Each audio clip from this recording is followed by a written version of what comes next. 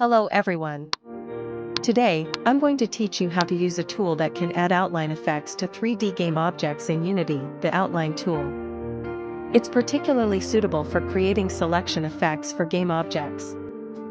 First, you need to purchase this tool plugin. I've already placed the purchase link in video comments area. Once purchased, import it into your game project through the package manager. Next, open your own game scene. Here, I prepared a simple game scene that contains a few simple game characters and idle animation. Now, the main part, 1. Click here to add a new layer to your project.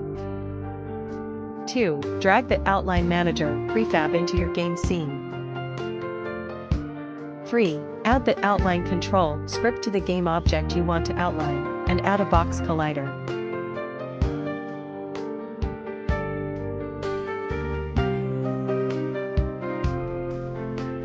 Now, just click Run, and then click on your game object to see the outline effect.